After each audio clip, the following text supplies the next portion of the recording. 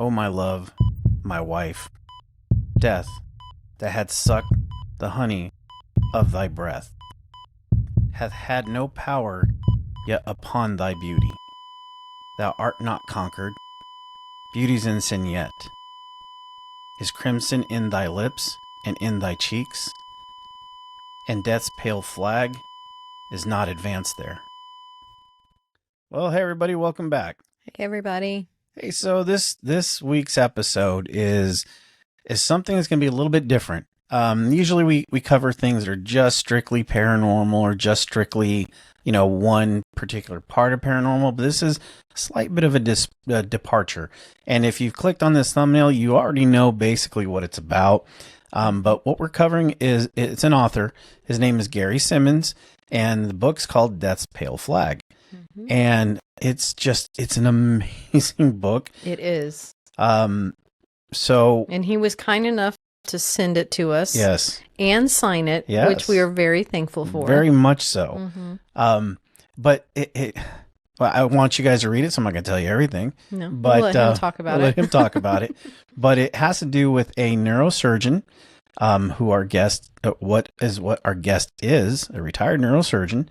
And he, let's just say he comes across some things. Yes. Some paranormal things. Mm-hmm. Mm-hmm. But yeah. So Gary Simonds is the name of the author, and he is a highly experienced neurosurgeon, a former head of an academic neurosurgery program at Virginia Tech Carilion Clinic. He is a professor and teaches regularly at the Virginia Tech School of Neuroscience and the Virginia Tech Carilion School of Medicine. Gary was a biochemistry major at Dartmouth College. He went on to medical school at Rutgers and neurosurgery residency and medical research fellowship at Walter Reed. He also holds a master's degree in healthcare delivery science from Dartmouth. Jeez. He has written and spoken widely on the subjects of neuroscience, medical school admissions, humanism, medical socioeconomics, medical ethics, burnout, personal wellness, spirituality, death and dying, and the interface between science and religion. Known for his compassion and sense of humor, he also writes fiction and is an accomplished and entertaining storyteller, which we have just found out. Yes, very from reading much the so. book. Yeah, I mean, Mm-hmm. That was a lot to read, but it is so accurate. He is just Exactly accurate. He's amazing. But Mm-hmm. you know what? Let's not hold him up. Let's bring on Gary. Mm-hmm. Well, hey Gary, welcome to the show. Hey there. Thanks for having me. It's a great pleasure. Awesome. Well, listen, no big surprise. We are absolutely insanely loving the book. We've read it. Mm-hmm. It's one of those that, you start getting into it and, you always hear the moniker page turner, right? I mean, I see those and I'm like, okay, yeah, I could sit for a while and just kind of marinate with the book, but this one was very much so a page turner. I couldn't help but try to figure out what was happening next. So we're absolutely excited to have you. Well, I'm very honored. I'm very pleased that you found it to be that way. It was what I was hoping. Yeah, I'm sure. Yeah, for sure. And, he doesn't actually read a lot of books, just so that everybody knows. It's hard for me to get him to read anything. So that's definite kudos to you because he got through the whole thing. Yeah. I read all the time, and I know within the first chapter whether I'm going to like the book or not. And I couldn't put it down. I had it read in 2 days. She did. She fired right through it. Yeah, and I'm like, I'm already done. You got to read this. It's really good. So it was fantastic. Loved it. Well, again, I'm blushing, and you guys are very kind. If you're going to read it that fast, I should have left it the way it originally was. It was originally, I don't know, 250,000 words. Oh, wow. And I figured it wouldn't sell, or anybody wouldn't pick it up. So I had to cut it way back down to 100,000. So there was a lot more stuff going on. Sure. Oh, wow. I But can I see think there's it so many probably made it layers. more readable. Yeah, for sure. I still would have read it. I would have too, But actually. I'm one of those type of people. I'll get into it.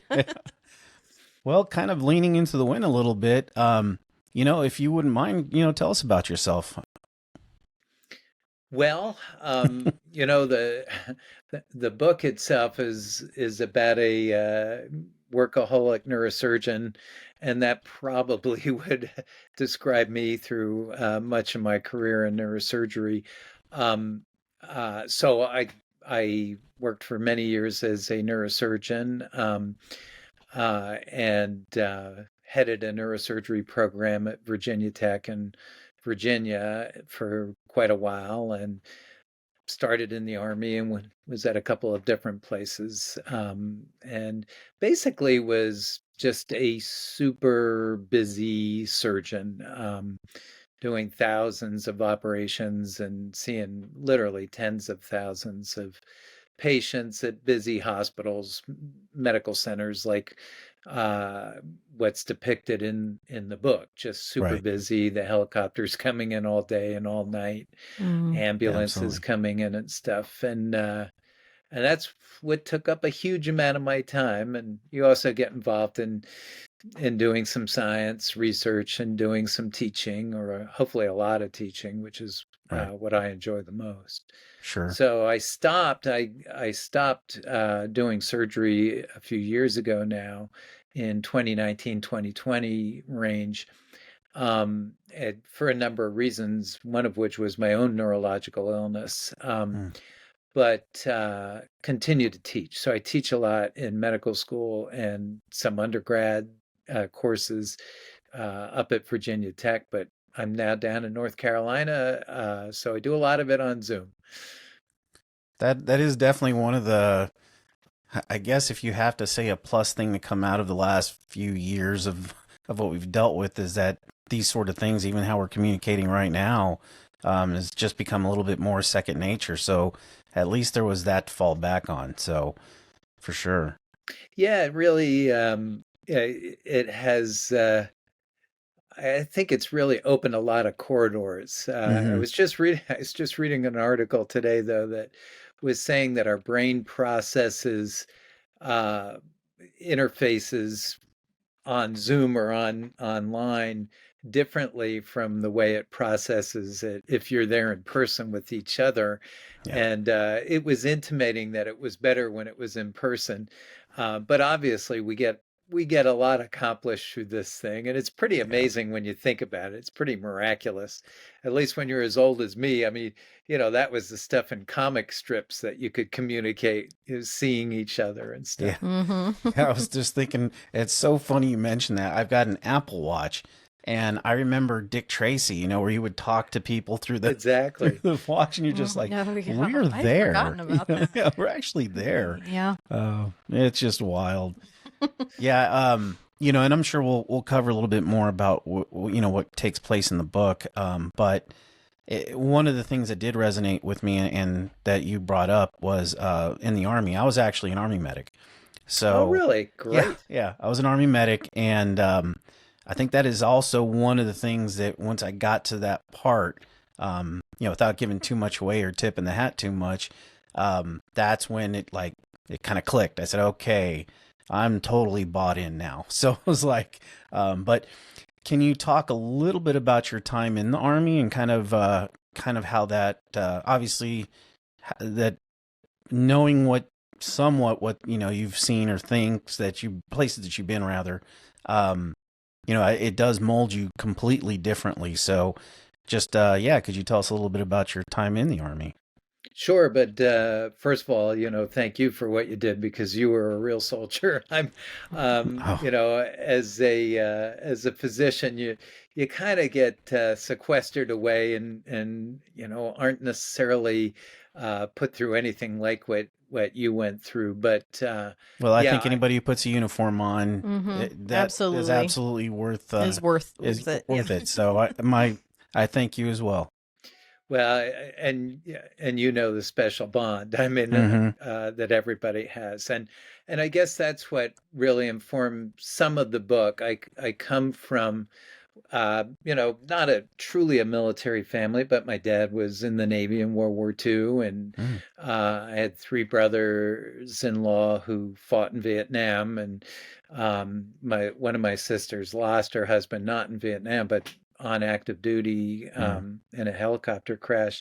So we Mm. had Mm. a lot of interface with the military, you know, just through many ways. So it was always a positive thing to me. Sure. And so I joined. They helped me pay for medical school, so that made that, a no-brainer, which is Right. what the guy in the book does as well. Hmm. Mm-hmm. But as I not to use the language that was used, but I was, a rear echelon person, and really a rear Remph. echelon. Yeah. Yes, Yes. exactly. Yeah. But really a rear echelon person, because back in DC at Walter Reed is pretty much where I spent most of my time, and we would do forays out to Fort Bragg and those what was called Fort Bragg in those days, and places like that. But Hmm. mostly we sat at Walter Reed and had everything come into us. Yeah. But I still got to shoot M16s every so often, and Hey, yeah, I mean, uh, that's fun. go a few places. But the thing about it, um, my whole experience with the military was fantastic. It's just I always tell people it never was the same upon leaving. It was never the same. I love what we did. I love the people I worked with and the patients I took care of, but they were never quite the same. You just felt like you were part of something Yep. much bigger. The people we took care of were salt of the earth. Mm-hmm. The people I worked with a lot of ring bangers, a lot of guys Hmm. out of Walter Reed, I mean, out Yeah. of West Point and stuff, who were just unbelievable, great people. So I have nothing but positive things to say about my time in. Awesome. Likewise, there were definitely some hard, trying times, but I will say that, and Nicole backed me on this, that Mm-hmm. I was a different person back then, and there are definitely some things that I long for from those days. But many many years down the road now, and a few more pounds than I certainly used to have, and that's not my lifestyle anymore. No. Yeah, I wish I could rattle off push-ups and sit-ups like I did Oh, in those days, but I can't. I find I do much more downs than ups than I used to do. Exactly. Uh, So the main character is Ryan Brennan in your book. So can you tell us a little bit about your novel, Death's Pale Flag, and did the basis for the book come from your experiences as a neurosurgeon? I absolutely. So I guess for a long time, while I was in the trenches, if you will, um, I always thought it would be, I wanted to write and give people a real glimpse at what's going on behind the scenes, a real window onto it, because it's a different world. It's definitely a fraught world, and high tension and all that. But there's amazing things that are going on all the time. And so I would write down little vignettes and stuff and pack them away on a note card somewhere, and then I'd lose the note card most of the time. But I always wanted to do that. And when I finally got an opportunity to really sit down and start working on it, I began thinking that, boy, I could make this real boring if I just said, here's what it's like, here's what happens, blah, blah, blah, blah, blah. And I came up with the idea of, what if I turned it into a fictional book? mhm.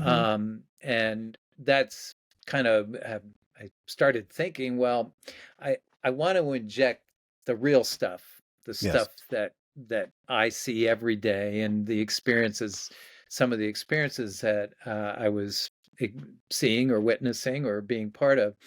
Um, so I wanted to keep that as true and realistic as possible. And I would say that, nothing in the book on that side, on the neurosurgical side, is hyperbole. Right. It's the way it was. Now it's changing. There's parts of neurosurgery that are changing that we could talk about, but everything in there easily could and was happening. I changed circumstances and stuff, so it Hmm. wasn't Right. reflecting absolute one-on-one stuff. Anyway, so I wanted fiction, and I originally actually had a totally different story going. And then I thought, well, there's another side to this that might be very interesting, and that was kind of the life and death component. And I don't mean the doctors struggling to save a life, but the fact that there is an awful lot of people making the transition from life to death Sure. going on around us. Mm-hmm. And, in the book we talk about, there's just kind of a bridge between life and death, and the surgeons and people there at the medical center are kind of hanging out by the bridge all the time. Yeah. And what if there were ghosts? What if there are spirits or beings that are trying to somehow get from the other side across the bridge to this side? Maybe one of the first people they'd stumble across would be the surgeon there, Sure. right there on the bridge, trying to stop people going the other way. Yeah. And so I thought it made a good setup, where you can take it in multiple directions. The big two would be: is the guy cracking up? Is this all in his imagination? I made him clearly burned out. I made him under stress and overtired, overtaxed, a workaholic, sleep deprived. And so I thought it would be easy to come up with a physiological reason for him to start hallucinating. Sure. But I also thought, well, if you're willing to grant the possibility of the paranormal, well, it might be an easy way for, as I said, the ghost to start interfacing with somebody on this side. And so I wanted that, that contrast. And I also wanted the readers to kind of start thinking about what's actually scarier here, the paranormal side or the normal part that's normal for a hospital, at least, a big medical center. I would have to answer normal. Yeah. The normal part. And yeah, as we were talking about before, the normal part can be pretty darn scary, for sure. So yeah, that was the central crux, was a neurosurgeon, overtired, overworked, workaholic, and the impact that that's having on his life, even without the hallucinations or ghosts.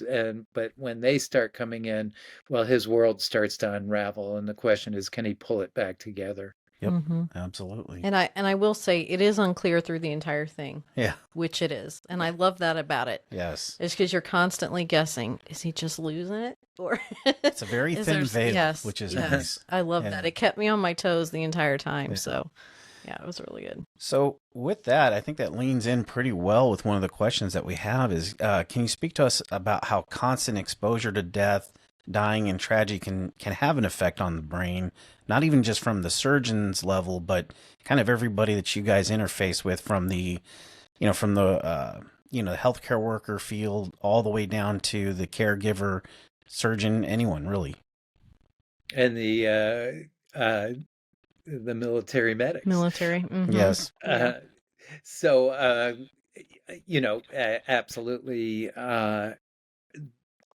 I think one of the things I try to explain about the brain is that I think a lot of us, when we think of the brain, we just think of it anymore nowadays, particularly, as just a pretty complicated computer, where somebody's in a factory somewhere and they're putting wires together. I know that's not the way it's done, but lots of super fine wires being put together, and they all connect in certain ways that you can have all this amazing stuff that we get out of our computers. But kind of once they put the casing around it, that's what you got. You got your computer. If you really want a more powerful one 10 years from now, then you got to go buy a new one, because you're not going to rewire this computer. No.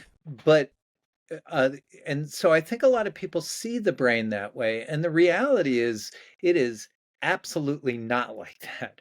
In that, yes, the wires get set up in the factory being the womb, I guess, and they do get put together and connected in certain ways. Now, there's a heck of a lot of connections. There's somewhere in the quadrillions of connections going on. There's something around 80 to 100 billion nerve cells. But anyway, it's very complex the way it's wired. but it's not static. It doesn't stay that way. It is constantly modifying how these connections work, what is connected to what, how strong those connections are, how much one area of the brain is talking to another area of the brain. And the brain is always going, this thing that we only use 10, percent is bull. Our brain is always engaged and always doing stuff. And so whatever we do, whatever we experience, whoever we meet, whatever we hear, whatever we see, it is changing the actual structure all the way down to the super microscopic level, changing the way the genes get read in certain cells, changing the way one cell communicates to another, the neurotransmitters that we use, dopamine and all that stuff, oxytocin and all the things you've heard of. It is constantly changing. So if you are constantly exposed to bad stuff, stress, the brain undergoes significant changes, and not necessarily changes for the better. Given enough, certain areas of the brain start to kind of shut down, and other areas that are involved with, stress reactions and always being anxious and ready for the next, grenade to go off, if you will, those get magnified. So even the way you see the world, the way you approach the world begins to change through what you've been exposed to. It also, constant stress and constant seeing, and being involved with terrible things, you actually start shutting down parts of the brain that are involved in judgment, and your processing, the way you're thinking. And so it kind of really narrows your focus down to kind of survival. I mean, that's Right. kind of what the brain's looking at is, I'm being stressed all the time. What do I need to survive? Instead of all the other things that bring us joy and pleasure and connection and all that other stuff in the world. So, long-winded way of saying, yes, this stuff has the ability to really impact us on so many levels of brain function, that I think it's really important that we pay a lot of attention to it and we do something about it. And that's what I've written 3 other books on burnout and building resilience and wellness, and that's what it's really focused on. Right. No, that's great. Not long-winded at all. That's absolutely compelling. I like that Yeah, explanation. I love that. Yeah. Lending to kind of what happened to you. Yeah. Do you want to speak on that a little bit? And Sure. we're pretty sure it was stress related. Well, yeah, and we spoke a little bit about this before we came on air, but I had a brain bleed. It was in the left parietal lobe, and yeah, it's kind of the same thing. I was under an immense amount of stress in my life during that time. I think my blood pressure was probably just absolutely destroyed. And I had what the doctors here believe to have been an AVM, which from obviously you're definitely subject matter expert here, but they call it a one and done, that once it goes, it goes. And then, I went through the healing process, but I still have, I think as far as faculties go, I've maintained most of it. And I definitely have some diminished things. I don't have some issues with balance sometimes, and I have sometimes issues with reading and comprehension. Not terrible. Sometimes you just got to read things a few times over.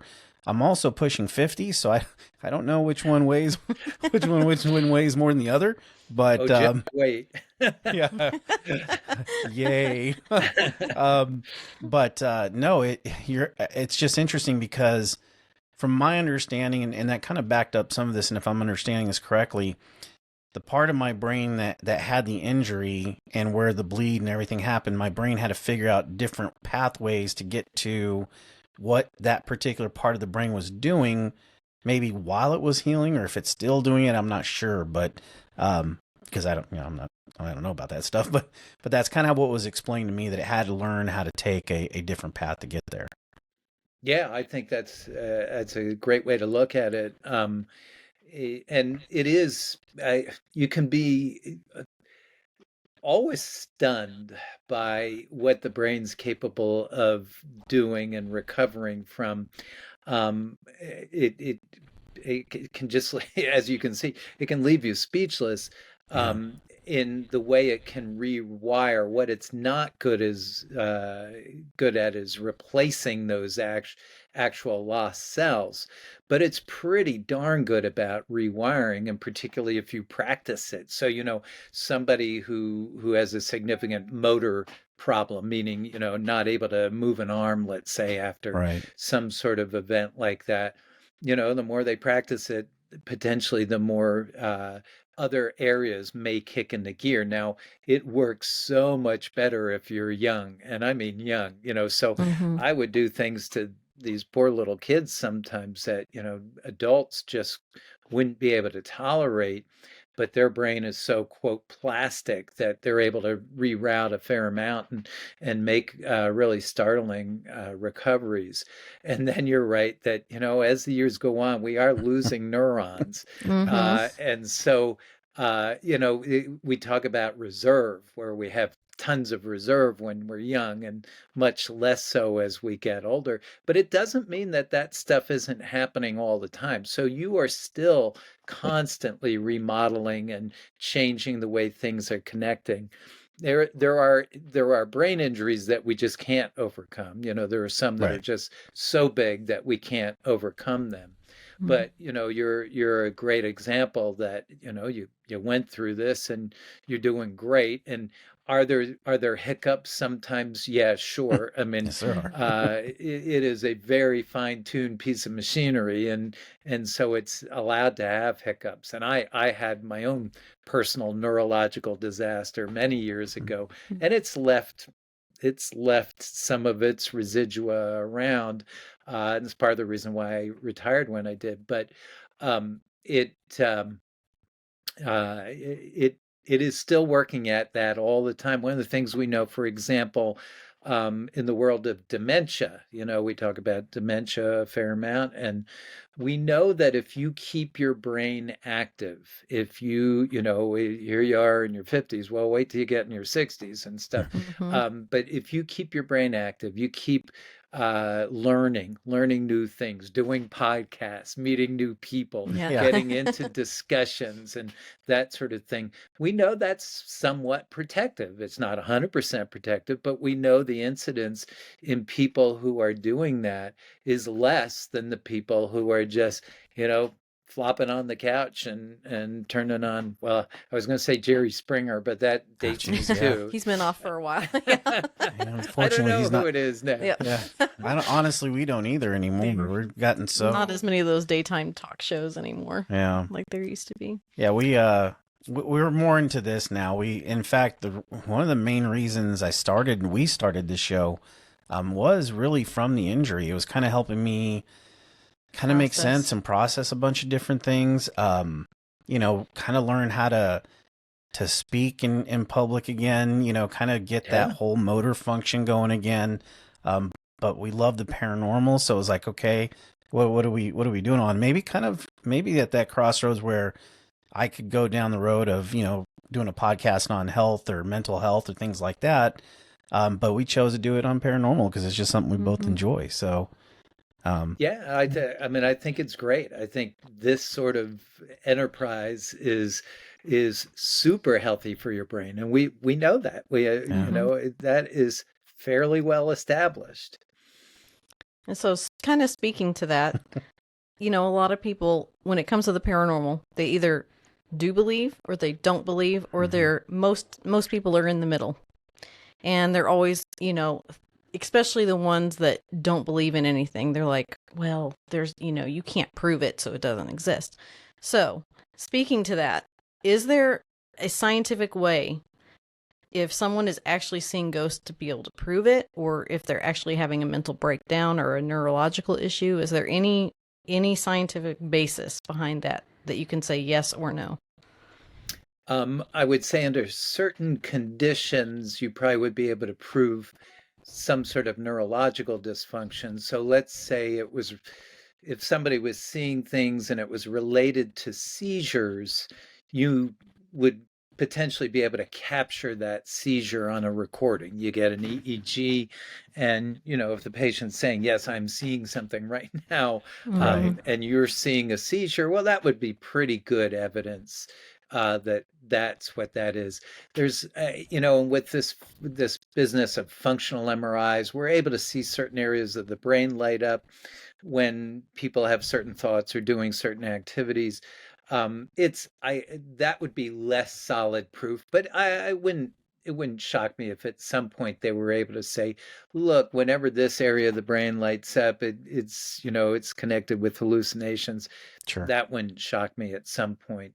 I would say the grand majority of times, even if it was, flagrant hallucinations, you're not going to be able to say, here's a test and we've absolutely proved it. Mhm. Right. As far as proving ghosts, I think that's a much bigger ask. And it's kind Yeah. of interesting. I actually put a line or two about it in the book. But if you think about it, if you can definitively prove a ghost, you Mhm.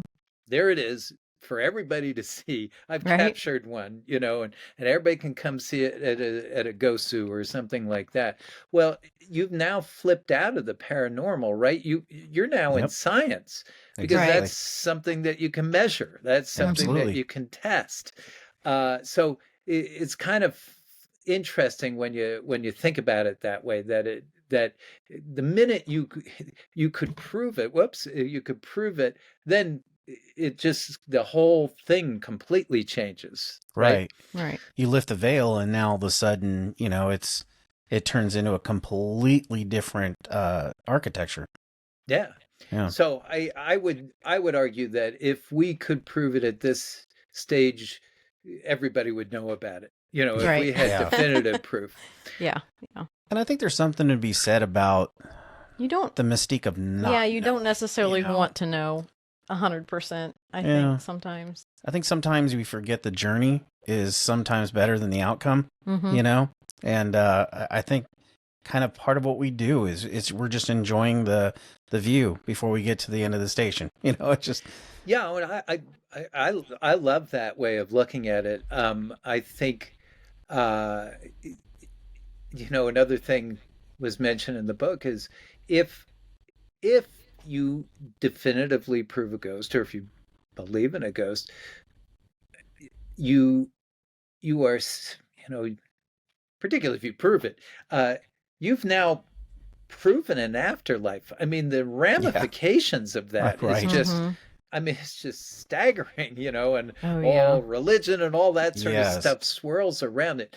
And so I'm not sure we're even ready for those answers, even if those No. answers I were to be delivered to us. But there is something, it's scary, but there is also something kind of neat about the whole mystery of what we're doing here. Why Absolutely. are we here? How we get here? Mhm. And if you kind of adapt your guys' attitude, I mean, it's kind of thrilling when you play with it and think about it and Yeah. challenge it and all that sort of thing. So I you know, I I'm okay with so you asked, or you talked about, the different views.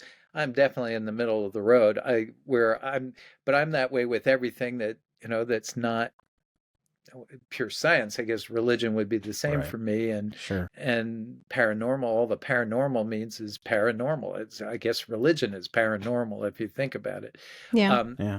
And so I'm kind of what I've heard called, and I like it a lot. And that's I'm an optimistic agnostic.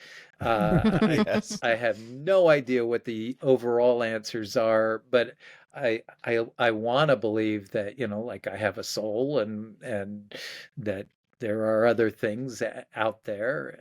So I'm optimistic about it. And if a ghost Sure. wants to show themselves to me, all well and good. Now, I tell people my mother and my grandmother were absolute firm believers. They were from Scotland, and they absolute believers, and they had their own interfaces with the paranormal that, Hmm.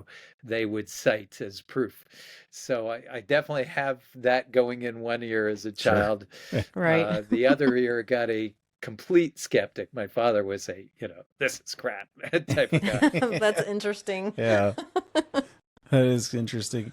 And it's funny because and I find it interesting that how growing up different cultures, different, Hmm. even just different eras, things get looked at completely differently than they do nowadays. Or, you look at first of all, our ability to obtain information nowadays versus, gosh, even 5 years ago is just astronomically different, So, Hmm. it's so my stepdad, love him to death, but he discovered the smartphone. And ever since then, he is attached to that thing and he constantly does the whole, hey, can you answer this particular question and get an answer?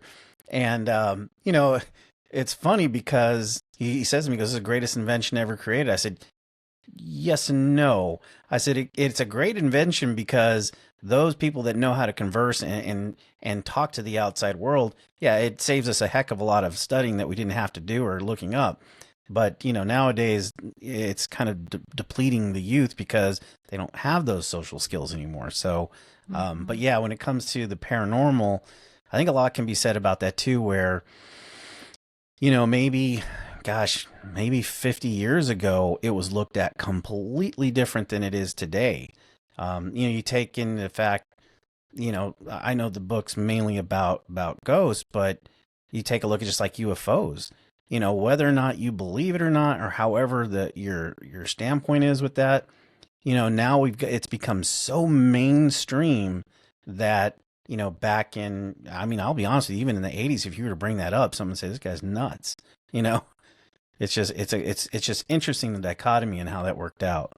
Yeah, and as you say, I mean, it's going to vary in cultures. So I mean, I mentioned that my mom and grandmother were Scottish. They're off the boat Scottish people, and it just feels like when you're in Britain, if you say, "Hey, I just saw a ghost," people would say, "Oh, cool, man, that's cool." They're not going, "Hey, I think we might need to get you over to the psych ward." Right. Hmm. Yeah. And so different cultures are going to view these things differently. It's interesting what you were saying about the phone, though. One of my sons says, one of the problems with the smartphones is that it ends all barroom, arguments over anything, because all you have to do Hmm. is, hey Siri, who hit the most home runs in 1963? Right. And there it is, and Yep. no more arguments. Um, so yeah, but go back to the neuroscience, there is some concern about that immediate access to Mm. data as opposed to having to go through the work of looking for it and thinking about it and all that, because again, it's going to change how we're wired, Yep. and maybe not for the better. It may make it too easy. Hmm. Well, I ran into a life out of medicine, so to speak, as a medic, and now I'm actually a network engineer, and there's something to be said about ready access memory, and Yeah. things that you have that's immediately attainable instead of the stuff that you can actually search for. So, yeah, absolutely. So, kind of dialing it back a little bit on paranormal and ghosts because it is a paranormal show. Sure. It's hard because it's so we have such an interesting topic. I could probably talk to you for hours and hours about neuroscience because it's just, especially It's since it's fascinating. fascinating. Yeah. But so with that, not knowing how, we're middle of the road. Paranormal, is the true quest of it. You have to be kind of in the middle of the road, or you're going to go nuts trying to figure it out. But um, do you have any of your own ghost stories that you'd like to share with our audience, or is it something that you really haven't necessarily had, or something that well, anyway, yeah.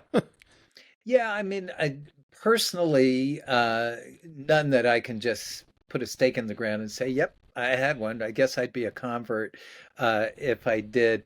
Going around, we lived in England for a while with when I was a kid, and so we go around with my mom, and she would do something like you go into some castle or something. There's always stuff around England to go see, Yeah. But she might go into a room and she'd say, "Oh, something terrible went on here," and you would later find out that yes, indeed, in that room somebody was walled off or something. And Oh, geez. with her, it would just be a feeling. She would That's feel interesting. super cold or chilled, and she would say, I don't like this room." And so I witnessed that several times. Wow. The the we she and I had two sisters, and they like to pull out the Ouija board. And so we when we first got the Ouija board out in England, it goes back to, but when my mom was in England during World War II, and it was a very stressful time, obviously, and they were Yeah. getting bombed and stuff like Yeah.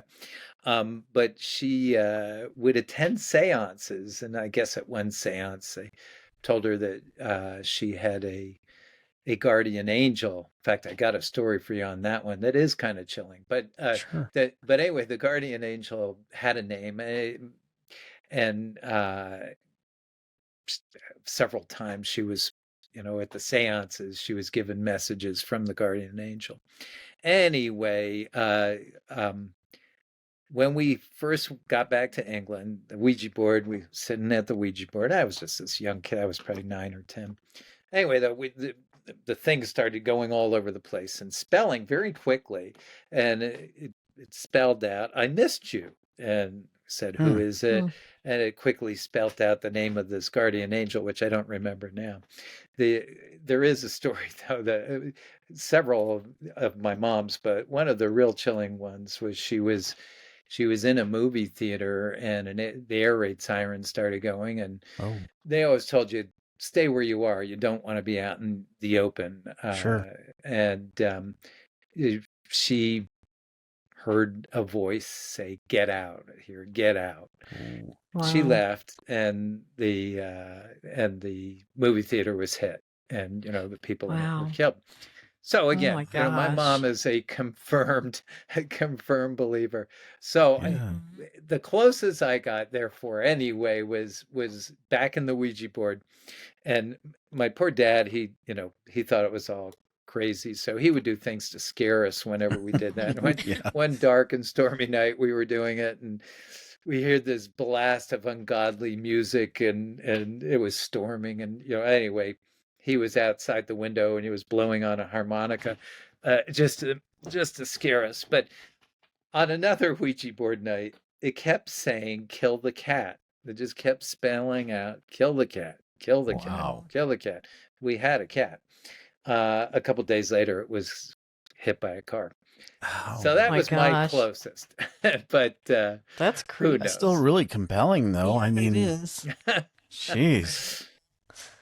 Ugh. Okay. It's a little unnerving. So it's funny with the Ouija board. We have some friends of the show we always talk about with them, and I've always said when it comes to the Ouija board, I don't know what I believe with it. I look at it this way: if I'm gonna make a mistake and invite something into my home or into my life, I'm not gonna do it from something I get on clearance in Walmart. It's just I just don't like the whole idea behind it. It's just I don't know. But yeah, the Ouija boards, that's a great story because that is one of those where sometimes you just don't know. And there's so much out there, that it really does change kind of the narrative a little bit when you say, well, especially for me, if I'm like, no, I do not believe it. And then 9 out of 10 times, especially now that I'm getting a little bit older, I find that the stuff I'm most hardened about, I end up eating a lot of crow out of later. So, it's just taking it one day at a time. Yeah, I'm Yeah. sorry. No, it's okay. I was just going to say, I've never used one, but, I grew up in Missouri. My family's from St. Louis, which the original, like this whole story of The Exorcist actually happened there. So growing up, my whole family's like, don't you ever use an Ouija board, like threatening my entire life of like you'll get possessed by the devil and stuff like growing up. So I've just always been afraid to even touch it. Yeah. And I guess, it's just a stigma, but maybe someday. But right now I'm not going to do that. I Well, think I'll I'm tell still a you, hard pass. it got put away for good in my family after the cat was killed. I'm sure. I'm Yeah. sure. Funny It, about the Exorcist, I'm just we were in DC forever, and mhm. one of the main places people wanted to see was the stairs, which is right there in Oh, yeah. Georgetown. So yeah, Yeah. we'd always have to go over and show the stairs. Yeah. That's awesome. Yeah, I know Georgetown somewhat well. Well, I should say I know it okay. I was stationed for a while, not too far from there, but it's such a Belvoir? Was that a yeah, Belvoir? yeah, hmm We used to fly out of Belvoir. So yeah, yeah. It's just weird because it's some same circles, yeah. but no, yeah, DC's got some really interesting Gothic kind of building, and obviously being constructed when it was, and whenever you hear about paranormal things happening in DC, especially like the White House, it's very reported that it's haunted, but it's just the buildings and everything. It's just you can see yourself with the shadow plane and everything. It's very interesting. Yeah, you got to figure someplace even like Old Town Alexandria. Yeah, There's got to, Mhm. if there's going to be ghosts, they're going to have to be around Yeah, a place like that. There's you plenty of betcha. history there. Yeah. Well, and I can understand though. We both have Scottish Hmm. and other things as well, but Yeah, we definitely share the Scottish at least, and I've got Irish. And it just seems like people of that that have that always have like a lot of experiences. Their families yeah. always talk about it because my family have always talked about it growing up, and I don't know, but over there, I mean, you got these castles dating back.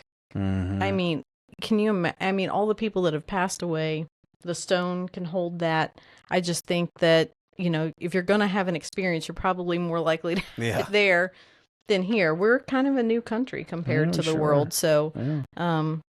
I don't know. That's where I want to go. I've never been there. It's a To bucket list Europe. thing. Yeah. Um, and just kind of walk through and get the feeling of it. Cause I would imagine it's pretty creepy. Hmm. I mean, it's crazy how old it is. You feel the history. I mean, Mm-hmm. Right. you can feel it in the ground. The My wife and I, we've gone a few times through the years, and one of our favorite things is just find the oldest pub in town and Yes. just Mm-hmm. go and have a meal in the oldest pub. It is just usually fish and chips or something, but you're in there. The place was built in 1300s or something, Right. and it's just crazy. Yeah. Mm-hmm. Yeah. That's so cool. Yeah. I want to go so bad. Same Yeah. here. Mm-hmm. So, kind of at this point where we celebrated the book, and what would you want our audience to know about the book that we haven't kind of covered already? Because I know we've kind of gone back and forth, but definitely want to make sure. And audience, please pick this book up because it is absolutely amazing. Mm-hmm. But yeah, what would you like to share otherwise? I think, well, thanks, by the way, for letting me pontificate or something. I don't know.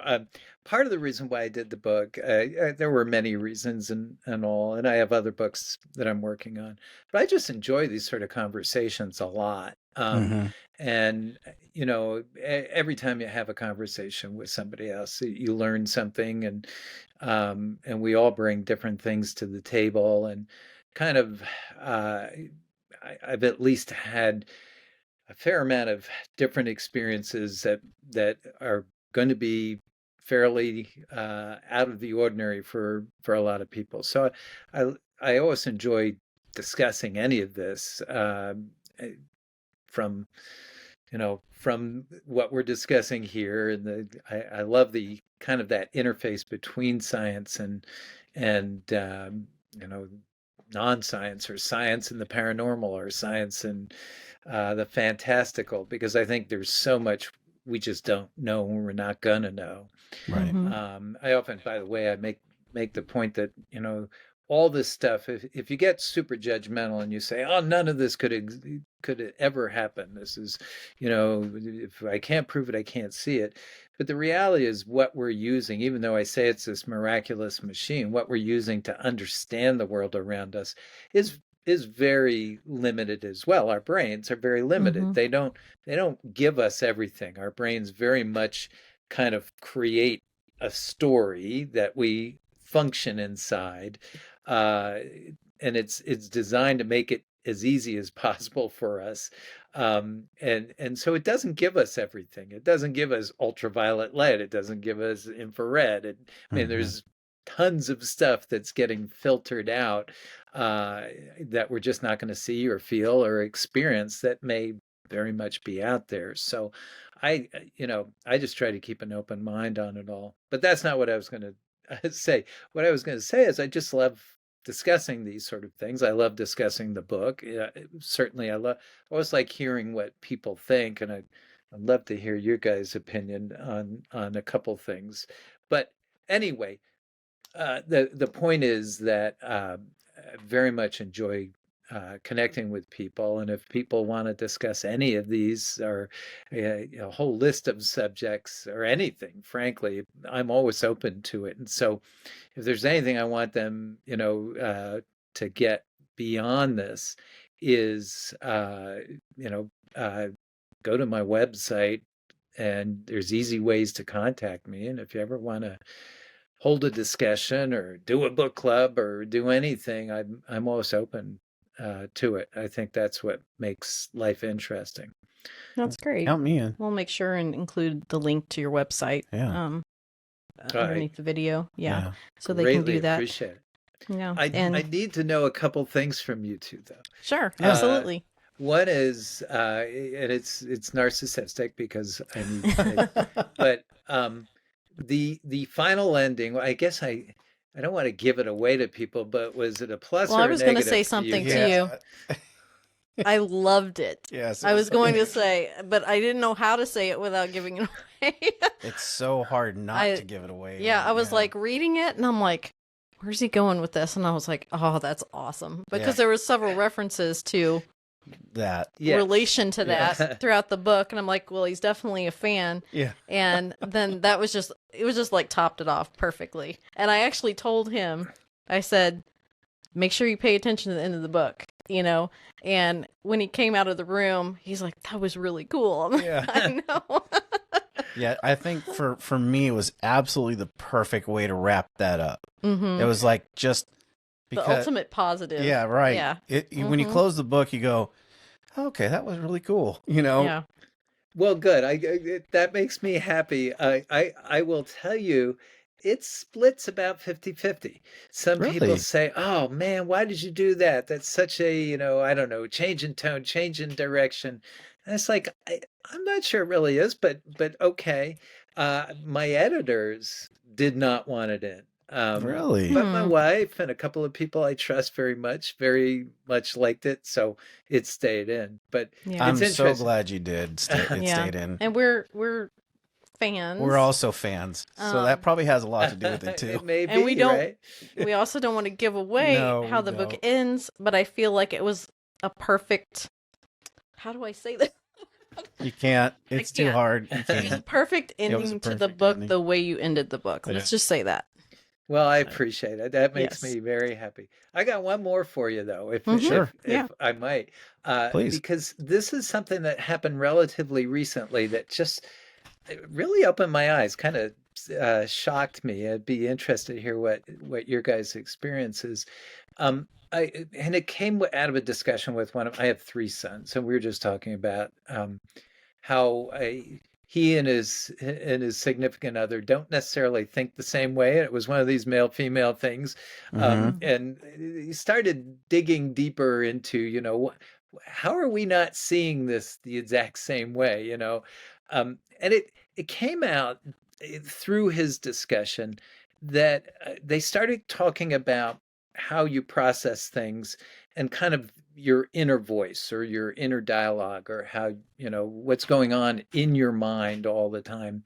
And he was talking about how he has an inner voice. It talks all the time, although it doesn't really have it doesn't sound like a voice. It's almost like the words just appear in his mind as words. And he said it's fairly critical. It's critical all the time. And she was looking at him like he had two heads. And he said, well, don't, you must experience this. And she said, no. Mostly my thoughts are almost pictorial. There are scenes and almost like actors in the scenes and very few words. And he was like, that's impossible. So he was telling us that. So we started talking about amongst the family. And I was saying, well, I have an inner voice and it goes all the time, but it's a voice. I hear it. It's pretty much my voice.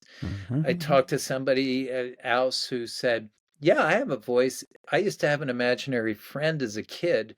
And it's that voice which is totally different.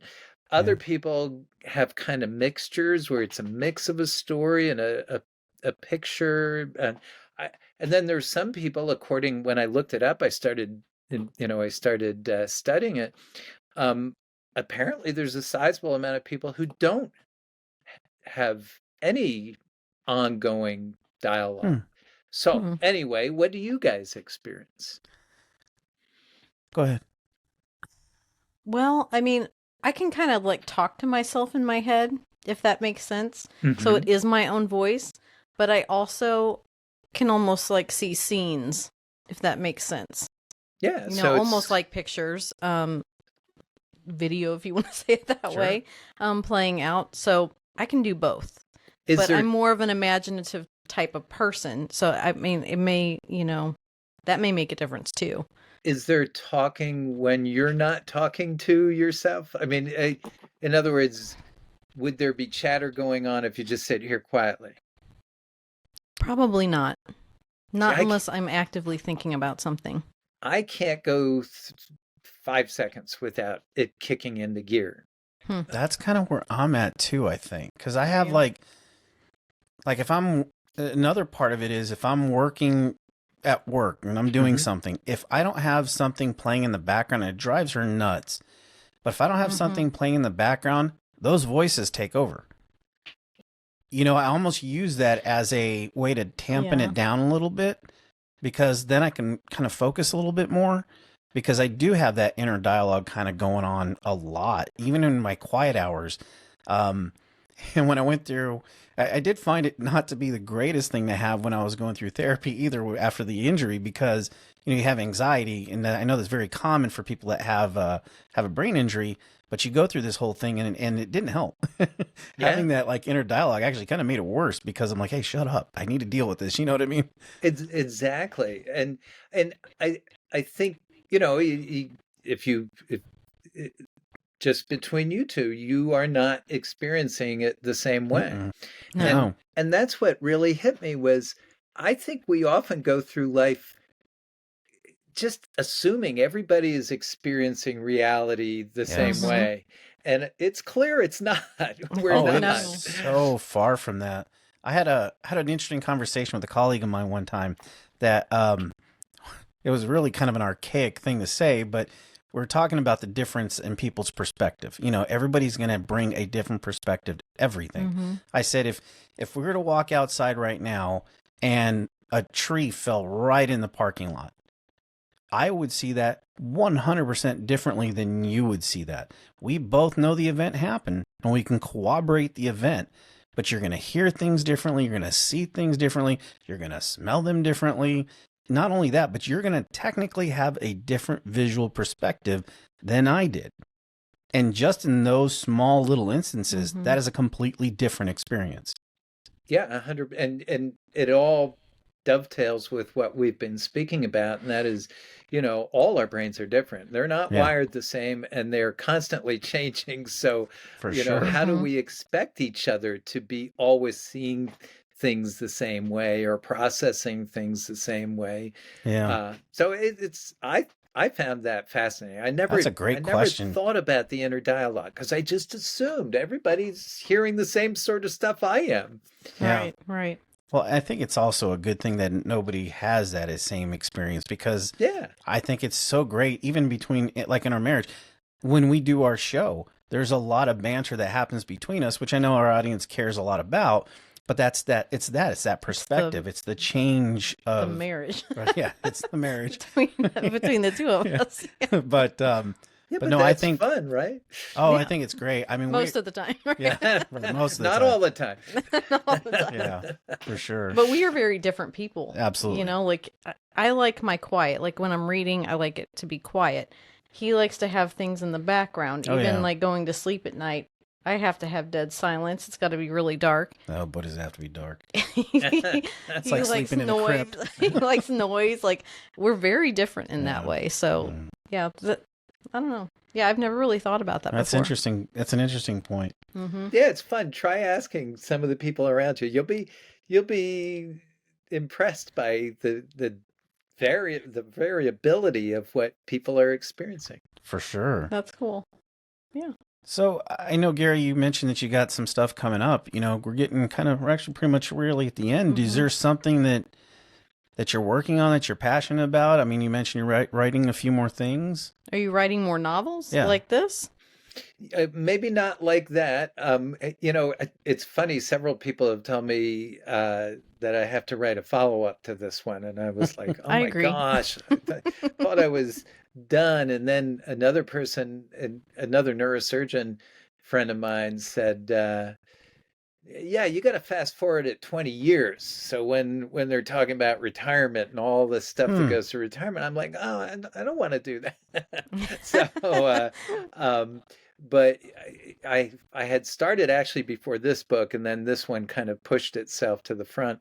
Kind of a YA-ish novel about a kid who plays soccer and his development.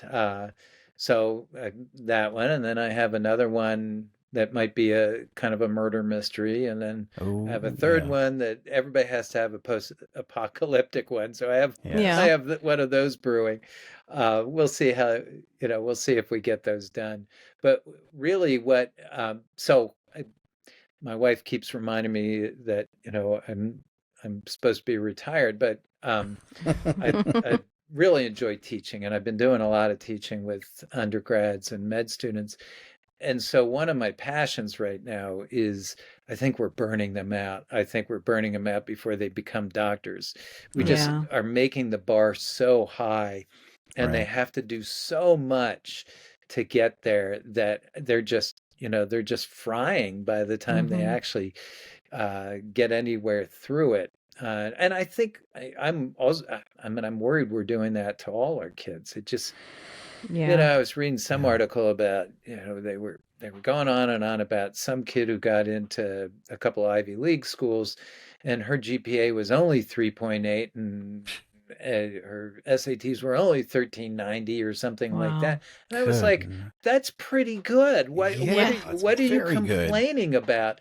But we're in an era now where the kids' GPAs are coming out at 4.8. And I'm like, how do you get over 4.0? I know. Right. But it's weighted. Yeah. So it's weighted. So I just think we're really just driving our kids, so hard. Where when I was in high school, I didn't do all that much homework. I, ran around with friends, got into trouble. All this stuff that I'm supposed to get. But I think I'm better for it. I think I know how to talk to other people and socialize with other people. And, half of medicine is being able to talk to people who have no background whatsoever in what you're telling them, about your brain, about your spinal cord, about this, about that. So you ask about what's a passion right now. I feel like, Don Quixote, jousting with windmills, because I'm not going to make any change, but I'm going to try to make some noise at least. Yeah. Yes. And you know what? Honestly, whatever path you end up taking, please continue to write excellent storyteller. You are. Whichever version of that comes out now. I'm not going to lie, as representatives of the paranormal community, we would love for you to keep making ones on that, in that same vein, murder mystery as well, because we do true crime. But please, by all means, keep writing, because you're an excellent storyteller. Absolutely. Well, you're too kind. The murder mystery is going to have a witch. I already have the witch. Okay. Awesome. We're buying that Part book, in by there. the way. It's happening. Oh, yeah, absolutely. We'll promote that. You can come back on and talk about Yeah, that one when you're you ready. bet. Sounds great. So one last question, because I've been staring at it since we've been talking. Do you play guitar? Yes, guitar Awesome. and banjo. That's awesome. Not good. I mean, I'm not good either. I'm not going to make any claims to. I had a, if you would call it, a garage band, just like in the book, back 20 years ago. We bunch of middle-aged guys, got together and started playing, and we had a great. I mean, we just had a great time. That's But awesome. yeah, banjo and guitar, and I keep threatening. I have a set of bagpipes, and I keep threatening to break them out. That'd be cool. Awesome. But I'm waiting for a neighbor to really get me upset with the leaf blowers. They're always out there with the leaf blowers, and I'm like, Ugh. one of these days I'm gonna start learning the bagpipes right on the front lawn. I don't understand the fascination with leaf blowers. Just let them lie. Yep. Yeah, that's what we do. But Exactly. Yeah, the bagpipes are impressive, though. You have to have so much breath and stuff like that to continually play those. It's just amazing to me. Well, it might do something with all my hot air, right? We all three have Yeah, it. So I've you're got good. plenty of hot air to go around. I do it every week right here. It just blows nonstop. Well, Gary, I mean, my favorite author is Nicholas Sparks, and he lives in North Carolina. So if you keep going, you may surpass him, because this book was excellent. Yeah. And we're definitely going to promote it. We'll put the links Mhm. where you can buy it. Go buy this book, Death's Pale Flag. It's excellent. Absolutely. And it's perfect for this time of year. You can cozy in and just read about Ryan and what he's seeing. Yes, and he is seeing things. He's definitely saying things, and they get more and more aggressive as the book goes on. Absolutely. I can't tell you how much I appreciate this. I'm honored, and it's been a real delight. I mean, it's as you guys are saying. I mean, I could talk with you guys for a long time, and I am sure we wouldn't cover the same thing twice. No, So, I don't think we would. No. Well, so listen, thank you so so much. No, thank you, and we Yeah, thank appreciate you. it. And we will definitely reach back out, and we'll look forward to the ghost, or to the witch murder mystery. All right. Yeah. Anything I can ever do for you guys in return, just give me a holler. We'll Great, do. thanks. All right, thank you. All right. Take care. Wow. I mean, need I say more? Wow. Yeah, speechless. Yeah. So, in case you hadn't picked it up, that is an amazing man. He is Impressive. Yes. First- Very kind. Yeah, that's the thing that, that just, he's such a compassionate soul that he's a pleasure to talk to. Not to mention the fact that he's this incredibly accomplished neurosurgeon, and by the way, just happens to be an insanely good storyteller. He So, is. It's like, And I don't think a lot of people expect that, Yeah. from a doctor. yeah, But and that's the other thing, is we need to remember they are people too. Yeah. I think we, get it into our head that they're, above us or whatever the thing may be. But they have to deal with the same things They that sure we do. deal with when we're in the hospital. I mean, Mhm. there's a lot of maybe guilt. There's maybe a lot of, suffering that they experience as well. And we need to remember that. Yep. They go through a lot Yeah. to do what they do to care for people. So, For sure. but we were blessed to have him on. And again, he sent us this book, and we're just absolutely, grateful in every sense of the term. But guys, if you haven't read it, we don't usually just demand people to do things. No. But- And it just came out this year. Yeah. So most people don't know about it. Right. But if you're a fan of paranormal, which if you're listening to this, I'm guessing that you are. Winter is coming, Yeah, so winter is coming. It's a perfect time to go buy it. Snuggle in, especially in your cold climate. Snuggle in and read it. I read it in 2 days because it was too good not to put down. I'm one of those type of readers.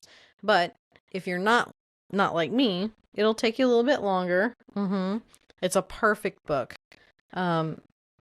It has all the things. It does, and it's written from a neurosurgeon's perspective, but it is very compassionate, it's loving, compassionate neurosurgeon. It's not overbearing. No. There's a lot of medical terms thrown out. Don't get me wrong, but he explains it very well. Yeah, he explains it incredibly well, and it becomes such an integral part of the story. But yeah, I really don't know what else to say about it other than do yourself a favor, pick it up. It is really good.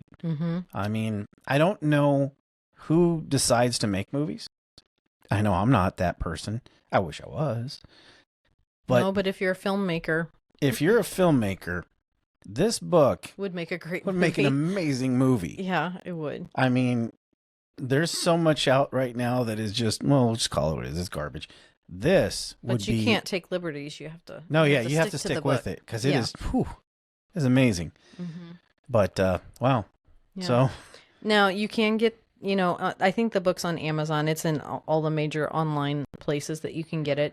But if you want to go to his website, it is GarySimonds.com. So that's Gary, GarySimonds.com.